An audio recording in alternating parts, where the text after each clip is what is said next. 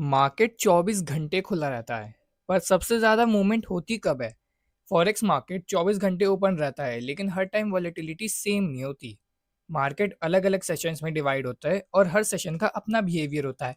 So hey what's up guys, welcome back to day 10 of forex learning series. आज हम जानेंगे कि मार्केट सेशंस क्या होते हैं, जैसे Asia session, London session, New York session.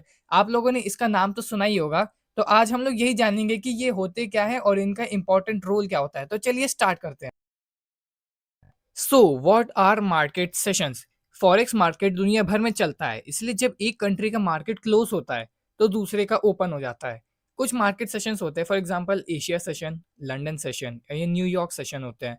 हर सेशन में डिफरेंट वॉलेटिलिटी और लिक्विडिटी होती है। ऐसा नहीं होता कि एशिया सेशन, लंदन सेशन और न्यूयॉर्क सेशन तीनों सेम ही बिहेव करेंगे। हो सकता है किसी में ज़्यादा लिक्विडिटी होगी, किसी में कम लिक्विडिटी होगी, और किसी में ज़्यादा वॉलेटिलिटी हो सकती है या किसी में कम वॉलेटिलिटी हो सकती है। हम लोग बात करते हैं दिन में सबसे पहले ओपन होने वाला एशिया सेशन। ये सबसे पहले इसलिए ओपन होता है क्योंकि इंडियन स्टैंडर्ड टाइम के हिसाब से यही होता है जो दिन में सबसे पहला सेशन चालू होता है। अप्रॉक्स टाइम होता है इसका 5:30 एएम टू 2:30 पीएम। इसके कुछ फीचर्स होते हैं, जैसे इसमें वॉलेटिलिटी काफ़ी कम होती है, मार्केट मोस्टली रेंज में रहता है और ब्रेकआउट्स कम होते हैं। इसमें कुछ पॉपुलर प्लेयर्स होते हैं जो अच्छा मूव करते हैं, जैसे जेपीवाई पेयर्स। क्योंकि जो जापान है वो एशिया में आता है, इसलिए वहाँ के जो पेयर्स होते हैं वो अच्छा मूव करते हैं इस सेशन में। ऑस्ट्रेलियन डॉलर पेयर्स भी बहुत अच्छा मूव करते हैं। एशिया सेशन, जिसे हम टोक्यो सेशन भी कहते हैं। तो अब हम लोग बात कर लेते हैं हमारे सेकंड सेशन जो खुलता है, उसे हम लोग कहते हैं लंदन सेशन। इसका अप्रॉक्स टाइम होता है 12:30 PM to 9:30 PM Indian standard time के हिसाब से। इसमें जो है काफ़ी ज़्यादा लिक्विडिटी होती है और यहीं पर सबसे स्ट्रॉन्ग ट्रेंड्स आते हैं। मेजर मार्केट मूवमेंट्स यहीं पे स्टार्ट होती है। इसके कुछ पॉपुलर पेयर्स हैं, जैसे यूरो यूएसडी, जीबीपी यूएसडी। तो ये 2 पेयर्स हैं जो बहुत अच्छा बिहेव करते हैं इस सेशन के अंदर में, स्पेशली इस सेशन के अंदर में जो लंदन सेशन होता है। अब हम लोग बात कर लेते हैं हमारे लास्ट सेशन की, जो है न्यूयॉर्क सेशन। इसका अप्रॉक्स टाइम होता है 6:30 PM to 2:30 PM Indian standard time के हिसाब से। इसके जो फीचर्स होते हैं, इसमें काफ़ी ज़्यादा वॉलेटिलिटी होती है, इंपॉर्टेंट इकोनॉमिक न्यूज़ रिलीजेस।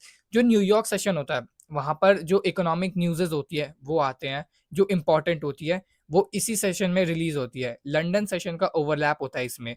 आप जैसे देख पा रहे हो कि 6:30 पे स्टार्ट होता है और लंदन सेशन जो है वो 9:30 पे खत्म होता है। तो 6:30 टू 9:30 पीएम का जो टाइम होता है वो लंदन और न्यूयॉर्क का ओवरलैप होता है।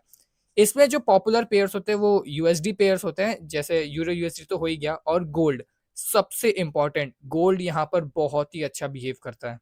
तो हमने सेशंस के बारे में तो जान लिया, बट बेस्ट टाइम क्या होता है ट्रेड करने के लिए? जो ज़्यादातर ट्रेडर्स होते हैं वो प्रेफर करते हैं लंदन और न्यूयॉर्क के ओवरलैप पे ट्रेड करने के लिए, जो कि अप्रॉक्स 6:30 टू 9:30 पीएम तक चलता है।